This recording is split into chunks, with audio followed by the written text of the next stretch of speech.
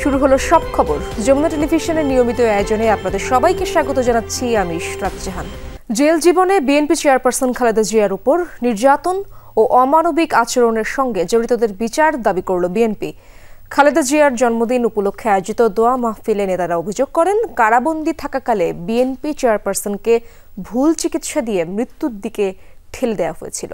তাদের মতে, ভোট গণনা শেষ না হওয়া পর্যন্ত নির্বাচন ঘিরে শঙ্কা রয়েছে। নির্বাচন বানচালের ষড়যন্ত্রের কথা উল্লেখ করে ফাঁদে পা না দিতে নেতাকর্মীদের প্রতি আহ্বান জানান বিএনপি নেতারা। 15 আগস্ট বিএনপি চেয়ারপারসন খালেদা জিয়ার জন্মদিন পালন করে বিএনপি, কিন্তু 2015 সালের পর থেকে খালেদা জিয়ার জন্মদিন ঘিরে বাড়তি কোনো আনুষ্ঠানিকতা কিংবা কেক কাটা থেকে বিরত থেকেছে দল, যেটিকে রাজনৈতিক শিষ্টাচারে বড় ধরনের ইতিবাচক পরিবর্তন হিসেবেই গণ্য করে নেতাকর্মীরা। খালেদা জিয়ার 81তম জন্মদিন ও বিগত সব আন্দোলন সংগ্রামে হতাহতদের স্মরণ করে দেশব্যাপী দলীয় কার্যালয় অথবা মসজিদে মিলাদ ও দোয়া মাহফিল কর্মসূচি গ্রহণ করেছে বিএনপি। তারই অংশ হিসেবে নয়াপল্টনে দলের কেন্দ্রীয় কার্যালয়ে এই কর্মসূচিতে যোগ দেন বিএনপির স্থায়ী কমিটির সদস্যরা। বক্তব্যে নেতারা বলেন, এখনও গণতন্ত্রের জন্য লড়াই অব্যাহত রেখেছেন বিএনপি চেয়ারপারসন খালেদা জিয়া। খাদ্যদ্রব্যের সঙ্গে বোধহয় কোনো বিষাক্ত কোনো জিনিস মিশিয়ে দেওয়া হতো। দেশনেত্রী বেগম খালেদা জিয়ার জীবনে ওনার উপরে কতটুকু নিপীড়ন হয়েছে, কতটুকু অত্যাচার হয়েছে, কারা কারা এর সঙ্গে দায়ী, তাদের সকলের একটা বিচার করা উচিত বলে আমি বিশ্বাস করি। একটা নির্জন কারাগারে রাখা হয়েছিল, ভুল চিকিৎসা দিয়ে তাকে মৃত্যুর মুখে ঠেলে দেওয়া হয়েছিল এবং সুচিকিৎসার জন্য বাইরে যেতে না দিয়ে তার মৃত্যু নিশ্চিত করার চেষ্টা করা হয়েছিল। আপোষের নেতৃত্বে তিনি অভিষিক্ত মাদারক ডেমোক্রেসি হিসাবে, কিন্তু যত রক্ত ঝরুক, যত জীবনে যাক, এখনো গণতন্ত্র আমাদের হাতের নাগালের বাইরে। বিএনপি নেতাদের মতে, নির্বাচন শেষ না হওয়া পর্যন্ত নানান শঙ্কা ও সংশয় রয়েছে। আমরা সতর্ক সজাগ থাকব এবং কারো পাতানো ফাঁদে বা কারো পাতানো কথা উত্তর দিয়ে যাতে গণতন্ত্রে ভুলণ্ঠিত না হয় এবং নির্বাচনটা সুষ্ঠু হওয়ার ক্ষেত্রে যেন নতুন করে কোনো চক্রান্তের ফাঁদ পেতে কেউ সফল না হতে পারে। যদি আমরা দেশনেত্রী বেগম খালেদা জিয়াকে ভালোবাসি, শহীদ জিয়াকে ভালোবাসি, তারেক রহমানকে ভালোবাসি, তাহলে আমরা জনগণের মন জয় করার চেষ্টা করব। এমন কিছু করব না যাতে জনগণ অসন্তুষ্ট হয় বা জনগণ ভীত সন্তুষ্ট হয়। বিএনপি চেয়ারপারসন খালেদা জিয়ার সুস্থতা কামনা করে তাঁর রাজনৈতিক শিষ্টাচার, সহনশীলতা ও গণতন্ত্রের প্রশ্নে আপোষহীনতা অনুসরণে কর্মীদের প্রতি আহ্বান জানান শীর্ষ নেতারা। দেশনেত্রী বেগম খালেদা জিয়া একটা অত্যন্ত দুঃসময়ে বাংলাদেশের জনগণের পাশে দাঁড়িয়েছিলেন। সাইফুদ্দিন রবিন, যমুনা নিউজ, ঢাকা।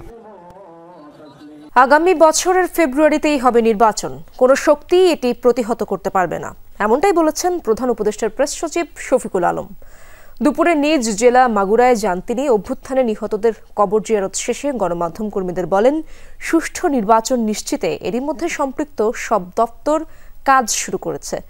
বর্ষা শেষ হলে সেপ্টেম্বরের মধ্যেই পাড়া মহল্লায় নির্বাচনের আমেজ দেখতে পাবে জাতি। ম্যান্ডেট নিয়ে জনগণের দুয়ারে যাবে সম্ভাব্য প্রার্থীরা। ভোটের সময় নিয়ে কারো সংশয় থাকলে সেটি কেটে যাবে তখনই। এ সময় একটি সুষ্ঠু ও স্বচ্ছ নির্বাচন নিশ্চিতে সবাই একসাথে কাজ করবে বলেও আশা করেন তিনি।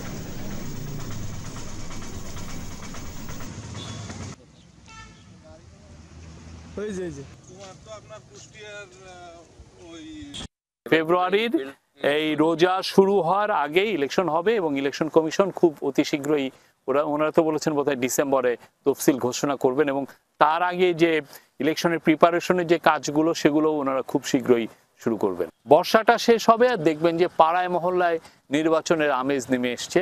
যারা যারা প্রসপেক্টিভ ক্যান্ডিডেট তারা দুয়ারে দুয়ারে যাবেন ভোটের জন্য।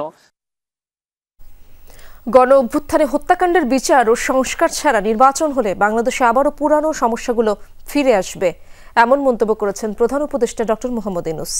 মালয়েশিয়ায় সফরকালে কুয়ালালামপুরে সিঙ্গাপুর ভিত্তিক চ্যানেল নিউজ এশিয়া সিএনএ টেলিভিশনকে দেয়া সাক্ষাৎকারে এমন মন্তব্য করেন তিনি। জানান, দায়িত্ব নেওয়ার পর যেসব লক্ষ্য নির্ধারণ করা হয়েছিল তার কাছাকাছি অন্তর্বর্তী সরকার। চীন, পাকিস্তানের পাশাপাশি ভারতের সাথেও ভালো সম্পর্ক রাখতে চায় দেশ, এমনটাও জানান তিনি। দিনের রাষ্ট্রীয় সফরে মালয়েশিয়া যান অন্তর্বর্তী সরকারের প্রধান উপদেষ্টা ডক্টর মোহাম্মদ ইউনুস। সেখানে গুরুত্বপূর্ণ বেশ কিছু বৈঠকে অংশ নেন তিনি। একই সাথে সই করেন 5টি সমঝোতা স্মারক। মালয়েশিয়ায় থাকাকালীন সিঙ্গাপুর ভিত্তিক চ্যানেল নিউজ এশিয়া সিএনএ কে একান্ত সাক্ষাৎকার দেন অন্তর্বর্তী সরকার প্রধান। গণ অভ্যুত্থানে হত্যাকাণ্ডের বিচার, সংস্কার ও নির্বাচন সহ নানা ইস্যুতে খোলামেলা কথা বলেন doctor Mohammad Yunus. During the uprising, put them into these three categories: the reform, and trial, and election. সাক্ষাৎকারে জানতে চাওয়া হয় দায়িত্ব নেওয়ার পর 1 বছর পার হয়েছে। এই সময়ের মধ্যে অন্তত 4টি লক্ষ্য পূরণের কথা ছিল, সেগুলো কতটা বাস্তবায়ন করা সম্ভব হয়েছে? প্রধান উপদেষ্টা জানান, যে লক্ষ্যগুলো নির্ধারণ করা হয়েছিল সেগুলো অর্জনের কাছাকাছি পৌঁছেছে সরকার। We are on the way. It's not supposed to be absolutely complete at any time, but we are bringing it to a closure, coming close to achieving the goals that we set for ourselves. One was the reform. Lots of things to be reformed because the system that we had, the political system and also election system and so on, all rigged. Doctor Mohammad Yunus জানান, অঙ্গীকার ছিল গণ অভ্যুত্থানের সময় জাতির যে আকাঙ্ক্ষা তা নিশ্চিত করা।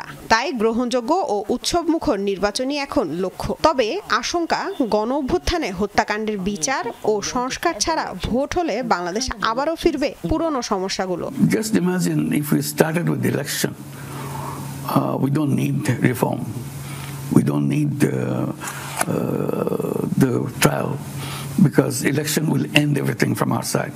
So everything will go into the hands of the people who are elected. Imagine you have the election without doing other two things. Then you go back to the same old problems.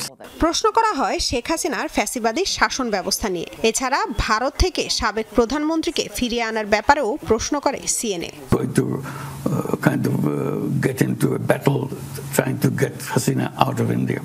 We said you can keep her. Our trial will go on. Trial will decide what happens to her. But in the meantime, she should not be given any chance to destabilize Bangladesh. এ সময় ভারত, চীন ও পাকিস্তানের সাথে সম্পর্ক নিয়েও কথা বলেন অন্তর্বর্তী সরকার প্রধান ডক্টর মোহাম্মদ ইউনুস। জানান, ভারতের সঙ্গেও ভালো সম্পর্ক রাখতে চায় অন্তর্বর্তী সরকার। Definitely we have a good relationship. Pakistan, China also would like to have good relationship with India. We never said we don't want to have good relationship. Simply saying what are the problems.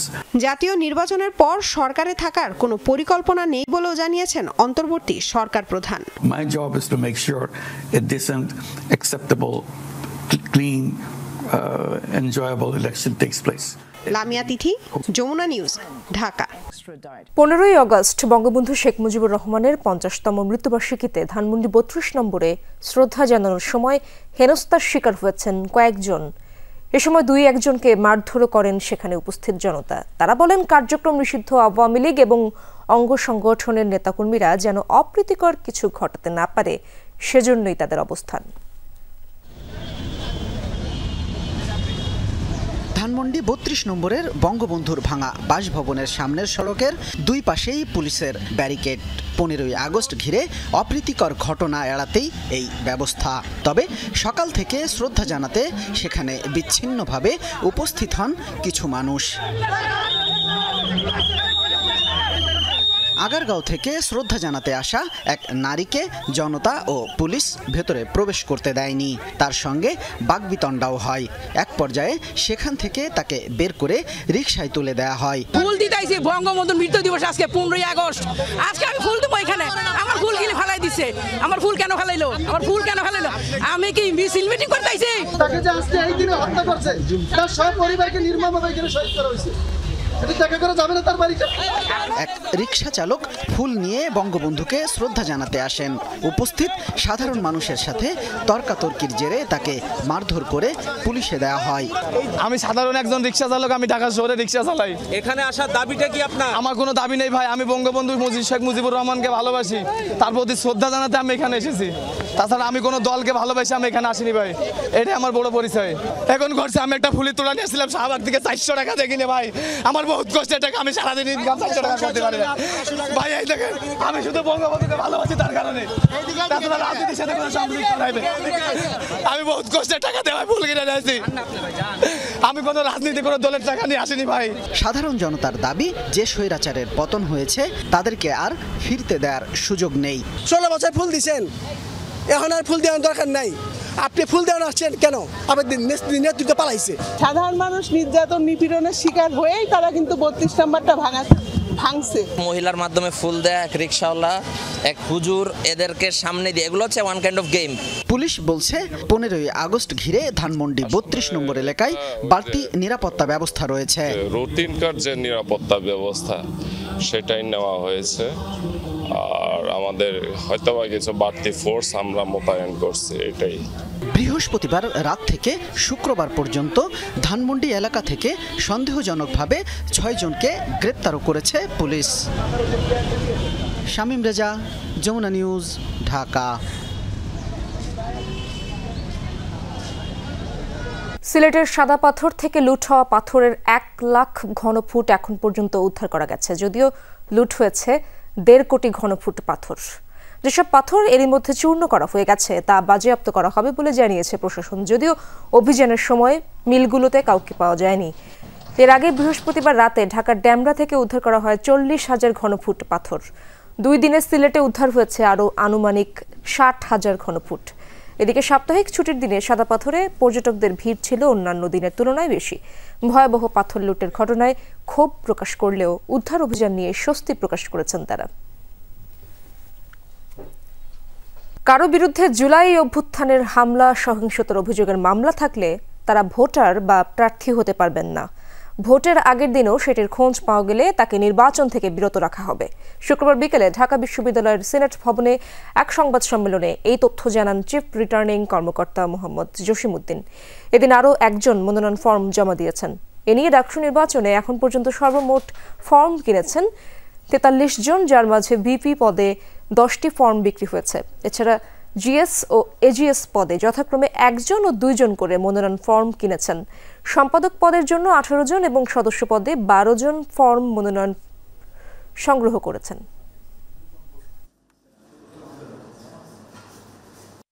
যাদের বিরুদ্ধে অভিযোগ আছে থানায়, এটা বিশাল একটা তালিকা আপনারা দেখছেন আমার মনে হয়। ওই তালিকাটা নিয়েই প্রশাসন কাজ করছে। হ্যাঁ, সেই তালিকাটা নিয়েই প্রশাসন কাজ করে তাদেরকে সাময়িক বিরত রাখছে। বাকিটা আইনি ইস্যু। আপাতত এই ভোটিং প্রক্রিয়া থেকে তাদেরকে বিরত রাখা হয়েছে। সার্ভার জটিলতা কাটিয়ে ঢাকা মহানগর পুলিশের 50টি থানার সবগুলোতেই শুরু হয়েছে ঘরে বসেই অনলাইন জিডির সেবা কার্যক্রম। দুর্ভোগ ছাড়াই জনগণের দোরগোড়ায় পুলিশের সেবা পৌঁছে দিতেই এই সুবিধা চালু করেছে ডিএমপি। অনলাইন জিডি সেবা পেতে গুগল প্লে স্টোর থেকে অনলাইন জিডি অ্যাপ ডাউনলোডের পর রেজিস্ট্রেশন করে এই সেবা পাওয়া যাবে। বিস্তারিত রাব্বি সিদ্দিকের রিপোর্টে। ভোগান্তি এড়াতে সারা দেশে অনলাইনে জিডি করার পদ্ধতি চালু হয় 2023 সালের 21 জুন। তবে শুরু থেকেই সার্ভার জটিলতায় মিলছে না কাঙ্ক্ষিত সুবিধা। এমন বাস্তবতায় 5 আগস্টের পর প্রধান উপদেষ্টা নির্দেশ দেন দেশের সকল থানায় নির্বিঘ্নে অনলাইনে জিডির সুবিধা চালু করার। এরই মধ্যে ঢাকা, ময়মনসিংহ, সিলেট সহ বিভিন্ন রেঞ্জ ও মেট্রোপলিটন পুলিশের সকল থানায় চালু হয়েছে অনলাইন জিডি সেবা। এটা আমাদের জন্য অনেক উপকারীও, যেহেতু আমাদের থানায় দৌড়াদৌড়ি করার জন্য এটা হয়রানি হচ্ছে না। একটা যেমন থানায় আসলে মনে করেন দাঁড়ায় থাকা বা এরকম কিছু, ওগুলো তো অনলাইনেই আমাদের হয়ে যাচ্ছে। সেদিক দিয়ে আমরা একটা ভালো সুবিধা পাচ্ছি। এটা সবার জন্য সুবিধা হবে, কেননা ঘরে বসে যদি একটা জিডি এন্ট্রি করা যায় তো এটা তো সব থেকে বেটার। আগে অনলাইনে হারানো ও প্রাপ্তি সংক্রান্ত সহ ঝামেলাহীন ঘটনার জিডি করা যেত, এখন সকল ধরনের জিডি করা যাচ্ছে। যদিও রাজধানীর থানাগুলোতে অনলাইন জিডির প্রভাব পড়তে শুরু হয়নি। কর্তব্যরত পুলিশ সদস্যরা জানালেন, মানুষ নানান অভিযোগ নিয়ে সরাসরি থানাতেই আসছেন। অনলাইনে করতে গেলে দেখা যাচ্ছে সেটা আমি নিজেভাবে ওইভাবে করতে পারতেছি না। তবে এখানে এসে যদি করি, পুলিশের সাথে একটা পরামর্শ করে ওটা একটা সাজেশন দিল, ওইভাবে করলেই, তবে থানায় এসে জিডিটা করলে সবথেকে আমি মনে করি সবথেকে বেটার। অনলাইনে জিডি করতে পারলে তো ভালো। এটা হ্যাঁ, হয়রানিটা মানে আসা যাওয়ার একটা ইয়ে আছে। মামলা নিতে পুলিশের অনীহাসহ নানা অভিযোগ এড়াতে এমন পদ্ধতিকে ইতিবাচক হিসেবে দেখছেন অপরাধ বিশ্লেষকরা।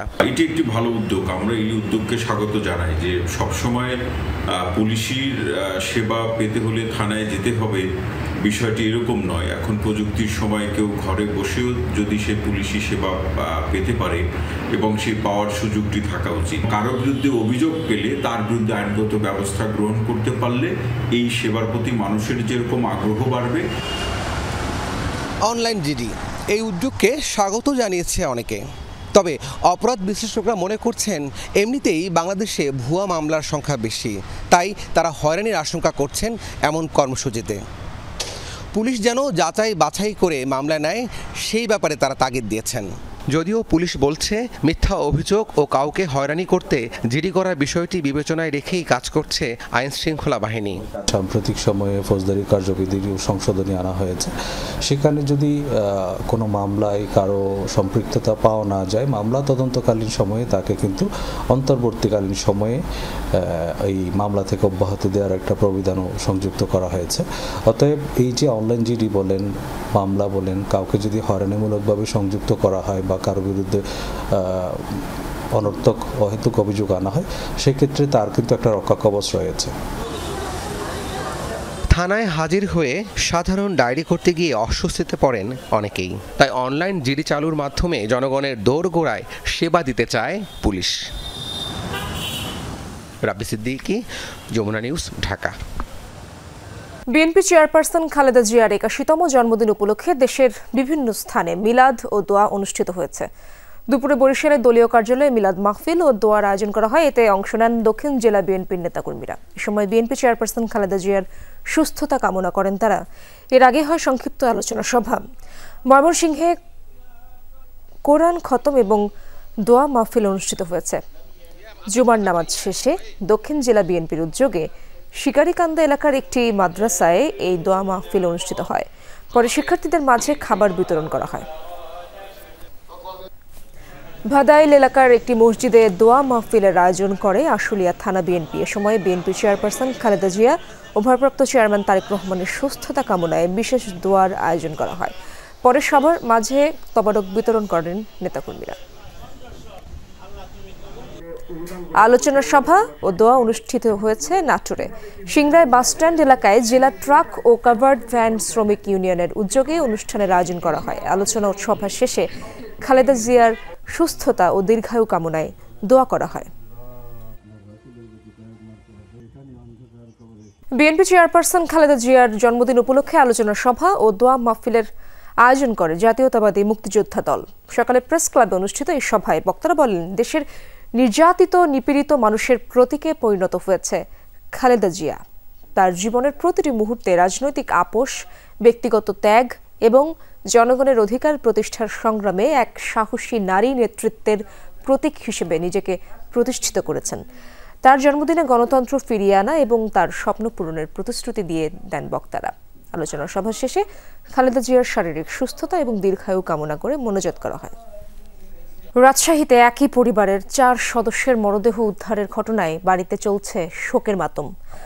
মরদেহের পাশে থেকে মিলেছে একটি চিরকুট। তাতে উল্লেখ রয়েছে, ঋণের কারণে স্ত্রী ও 2 সন্তানকে হত্যার পর আত্মহত্যা করেছেন মিনারুল। যদিও পুলিশ জানিয়েছে তদন্ত শেষে বেরিয়ে আসবে রহস্য।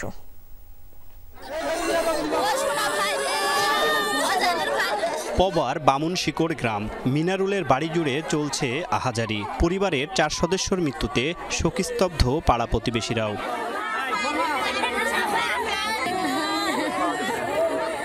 স্বজনরা জানান, মিনারুলের পরিবারের 2 সন্তান আর স্ত্রী।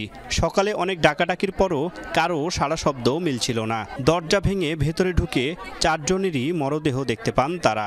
তাদের মধ্যে 3 জনই পড়েছিলেন বিছানায়, আর মিনারুল ঝুলছিলেন রশিতে। রাত্রিরে ঘুমাচ্ছে, আমরাও ঘুমাচ্ছি, এনে সকালবেলা উঠে ডাকছি, মানুষ নাই। সাতাল দিতে দেখছি আমার ঋণ পাতি ছিল, ক টাকা যে ঋণ করেছে আমাকে বলেনি। দরজা চারিদিক বন্ধ, আমি দরজা বাইরেছি, দরজা ভাঙি বাইর করছি, আমার বেটা লটকিছে, সাতাল উঠি। মরদেহগুলোর পাশেই পড়েছিল চিরকুট। তাতে লেখা, ঋণ ও অভাবের জন্যই স্ত্রী এবং 2 সন্তানকে শ্বাসরোধে হত্যার পর আত্মহত্যা করেছেন মিনারুল। স্বজনরা জানান, ঋণ শোধ করতে এর আগে জমি বিক্রি করেছিলেন মিনারুল। পাশাপাশি তিনি মাদক ও জুয়ায় আসক্ত ছিলেন বলেও জানান স্বজনরা। ঋণের টাকা পয়সা 5 বছর আগে এরকম ঋণ ছিল শুনে 5 বছর আগে ওর মা বাপেরাও মাটি বেচে 1.5 লাখ টাকা দিয়েছে, আমি 60,000 টাকা দিয়েছি। কিস্তি মিস্তি ধার ধর করে চলতে ধার দেন। আর বাবা ধরে কদিন ধরে টাকা, আর আব্বা পাইনি। মেলা মানুষের কাছে কথা রাইতে বলে কেউ মোবাইল করে বিলে যে তোর আব্বার সাথে গেছিল টাকা দিল না, তারপর থেকে আর বলে কার হাত কথা হয়নি। ধার লোনের টাকা লাভেরপুর বাড়তে থাকে শাশুড়িটা বিক্রি করে মাটি টাকা দিয়েছে, বাপে বিক্রি করে মাটি বিক্রি করে টাকা দিয়েছে, তাও শোধ হয়নি। মরদেহগুলো উদ্ধার করে মর্গে পাঠিয়েছে পুলিশ। আরএমপি কমিশনার জানান, তদন্ত শেষে বেরিয়ে আসবে রহস্য। চিরকুটে উনি ঋণগ্রস্ত এবং আর্থিক অনটন এই কথাগুলো লেখা আছে।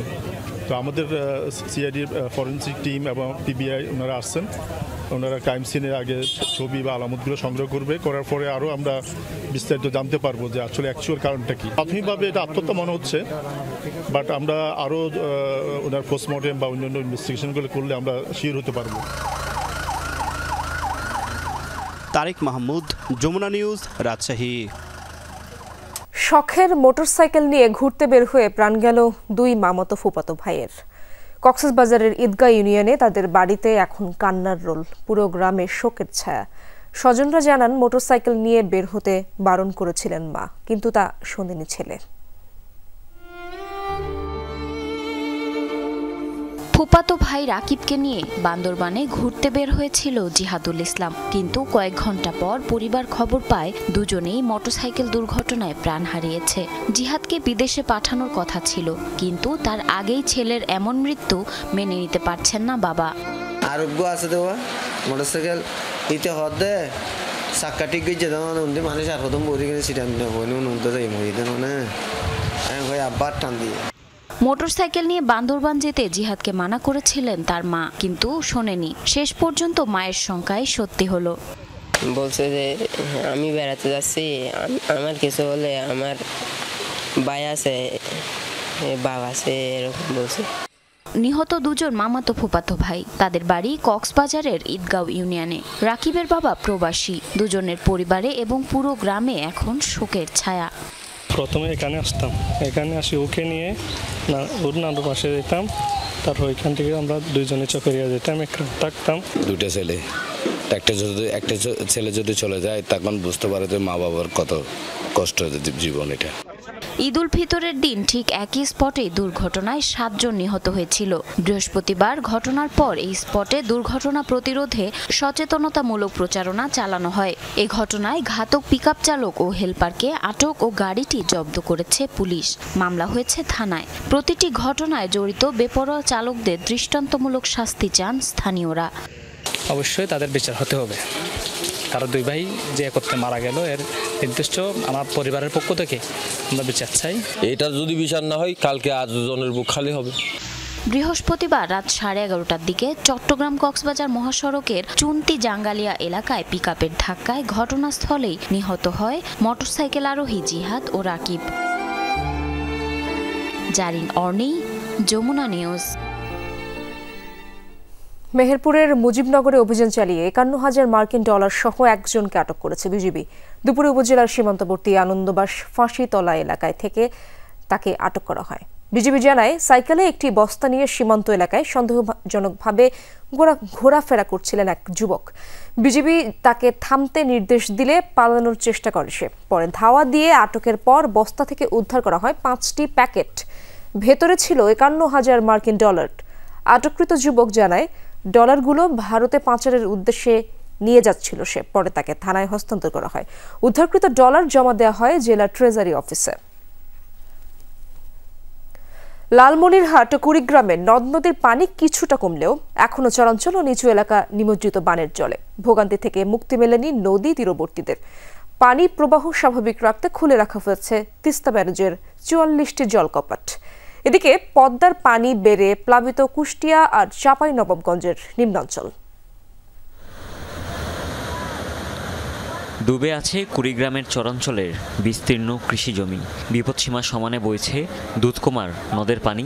তিস্তা, ধরলা আর ব্রহ্মপুত্রে পানি কিছুটা কমলেও এখনও তলিয়ে নদী তীরবর্তী নিচু এলাকা। আর কয়েকদিন পানি থাকলে সব ক্ষেত নষ্ট হয়ে যাবে, আমার অনেক ক্ষতিতে পড়ে যাবো। হাঁস মুরগি গরু ছাগলে খুব অসুবিধায় আছি, আর 2-4 দিন থাকলে আমাদের অনেক ক্ষয়ক্ষতি হবে আর কি। হাট বাজার করতেছি নৌকা দিয়ে। টানা দুদিন ডালিয়া ব্যারেজ পয়েন্টে বিপদসীমার উপর দিয়ে প্রবাহিত হয়েছে তিস্তার পানি। ভোগান্তি কমেনি উঁচু এলাকায় আশ্রয় নেওয়া মানুষের, এখনও মুক্তি মেলেনি জলবন্দী অবস্থা থেকে। নিমজ্জিত ভাটিতে থাকা লালমনিরহাটের হাতিবান্ধা, কালীগঞ্জ, আদিতমারি ও সদরের অন্তত 20টি গ্রাম ও নিম্নাঞ্চল জলমগ্ন অন্তত 7,000 পরিবার। পানির চাপে খুলে রাখা হয়েছে তিস্তা ব্যারেজের 44টি জলকপাট। 2-1 দিন অবস্থান করার পর নেমে যাওয়ার পরে এখানকার আমন চাষিরা তারা ধান লাগাইছে, ধানগুলো সব পলিতে নাই মিশিয়ে গেছে। পদ্মার পানি বেড়ে প্লাবিত কুষ্টিয়ার দৌলতপুরের 4 ইউনিয়নের নিম্নাঞ্চল, পানিবন্দী প্রায় 40,000 মানুষ। এরই মধ্যে বন্ধ ঘোষণা করা হয়েছে 16টি বিদ্যালয়। ডুঙ্গাতে আমরা পার হয়ে আসলাম, এখন আমাদের রইল মেডিকেলে যাওয়ার সমস্যা। আমরা এখনো ডেন্টাল লেভেল থেকে প্রায় 86 সেন্টিমিটার নিচে আছি।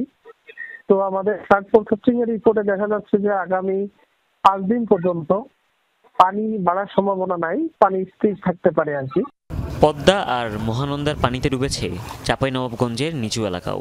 সেই সাথে কিছু এলাকায় দেখা দিয়েছে ভাঙন। আগামী 2 দিন পানি কমার পর আবারও দেশের প্রধান নদ নদীর পানি বৃদ্ধির পূর্বাভাস দিয়েছে বন্যা পূর্বাভাস ও সতর্কীকরণ কেন্দ্র। হুমায়ুন রশিদ, যমুনা নিউজ। জন্মাষ্টমী উপলক্ষে 2 দিনব্যাপী কর্মসূচির আয়োজন করেছে ঢাকা মহানগর সার্বজনীন পূজা উদযাপন কমিটি। প্রথম দিন শনিবার বিকেল 3টায় পলাশীর মোড়ে জন্মাষ্টমী মিছিলের উদ্বোধন করবেন তিনি 3 বাহিনী প্রধান। জন্মাষ্টমী উপলক্ষে সাংবাদিকদের সাথে পূজা উদযাপন কমিটির মতবিনিময় সভায় এসব তথ্য জানানো হয়। উদ্বোধনের পর মিছিলটি পলাশী মোড় থেকে বিভিন্ন পয়েন্ট ঘুরে পুরানো ঢাকায় বাহাদুর শাহ পার্কে শেষ হবে। দ্বিতীয় দিনের কর্মসূচি পালিত হবে 19 আগস্ট। জন্মাষ্টমীর আয়োজনে নিরাপত্তা নিশ্চিত করা হয়েছে উল্লেখ করে পূজা উদযাপন কমিটির সদস্যরা জানান, নিরাপত্তা নিয়ে কোনো সমস্যা হবে না। সেটি গোয়েন্দা সংস্থার পক্ষ থেকে আশ্বস্ত করা হয়েছে। 250 বছর আগের প্রথা অনুযায়ী দিনাজপুরের কান্তজিউ মন্দির থেকে যুগল বিগ্রহকে নৌপথে রাজবাড়িতে আনা হয়েছে। সকালে পূজা অর্চনার মধ্য দিয়ে শুরু হয় আনুষ্ঠানিকতা। ঢেপা ও পুনর্ভবা নদীর তীরে ভিড় জমান ভক্ত পুণ্যার্থীরা। 25টি নৌকায় করে বিগ্রহ দুটি আনার কার্যক্রম শুরু হয়। তৈরি হয় উৎসবের আমেজ, জোরদার করা হয় নিরাপত্তা ব্যবস্থাও। প্রায় 550 বছর আগে দিনাজপুর রাজবংশ প্রতিষ্ঠা হয়েছিল। রাজা প্রাণনাথ 1722 সালে কাহারোলের কান্তজিউ মন্দির নির্মাণ কাজ শুরু করেন। 1752 সালে কাজ শেষ করেন তার পোষ্যপুত্র রামনাথ। সে সময় থেকেই জন্মাষ্টমীর আগের দিন কান্তজিউ বিগ্রহ 3 মাস রাজবাড়িতে রাখা হয়। 3 মাস পর আবারও তা মন্দিরে প্রতিস্থাপন করা হবে।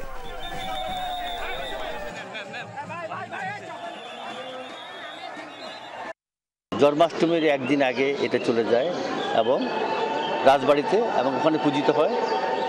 রাস পূর্ণিমার আগে এখানে আসে, এখানে 1 মাস মেলা হয়। এটা একটা ধর্মীয় সম্প্রীতির বন্ধন। এই উৎসবটা আমাদের একটা প্রাণের উৎসব।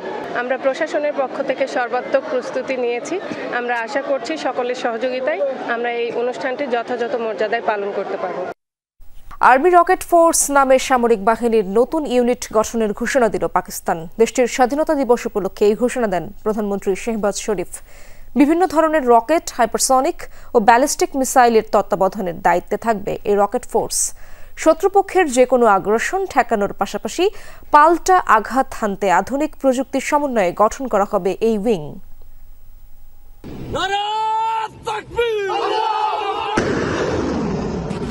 গেল মে মাসে পাকিস্তান ভারত যুদ্ধে পাল্টাপাল্টি হামলায় বিভিন্ন ধরনের রকেট এবং ক্ষেপণাস্ত্র ব্যবহার করে দুই পক্ষই।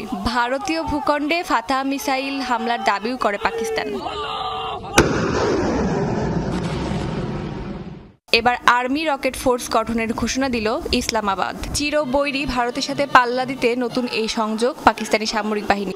আজ ইস মৌকা পর मैं পাকিস্তানের আর্মি রকেট ফোর্স গঠনের ঘোষণা করছি। আধুনিক প্রযুক্তি দিয়ে সজ্জিত সামরিক বাহিনীর এই ইউনিট পাকিস্তানের সামরিক ক্ষমতা বৃদ্ধিতে মাইল ফলক সৃষ্টি করবে বলে আমার বিশ্বাস। জঙ্গি সলাহিয়ত কো মজিদ মজবুত। ধারণা করা হচ্ছে চীনের পিপলস লিবারেশন আর্মির রকেট ফোর্সের আদলে তৈরি করা হবে সামরিক বাহিনীর এই ইউনিট, যাদের কাজ হবে ব্যালিস্টিক, হাইপারসোনিক ও ক্রুজ মিসাইলের পাশাপাশি বিভিন্ন পাল্লার রকেটের তদারকি করা, যা পাকিস্তানের সামরিক নীতিতে লক্ষণীয় পরিবর্তন নিয়ে আসবে বলে মনে করা হচ্ছে। 1947 সালে ব্রিটিশ শাসন থেকে মুক্তি পাওয়ার পর থেকেই পাল্লা দিয়ে নিজেদের সামরিক সক্ষমতা বাড়িয়ে যাচ্ছে পারমাণবিক অস্ত্রধারী দুই দেশ পাকিস্তান ও ভারত। অস্মিতা বিশ্বাস, যমুনা নিউজ। পাকিস্তান পরমাণু হামলার হুমকি দিলে তার কঠোর জবাব দেয়া হবে, এমন হুঁশিয়ারি দিয়েছেন ভারতের প্রধানমন্ত্রী নরেন্দ্র মোদী। ভারতের স্বাধীনতা দিবস উপলক্ষে দেয়া ভাষণে এই হুঁশিয়ারি দেন মোদী।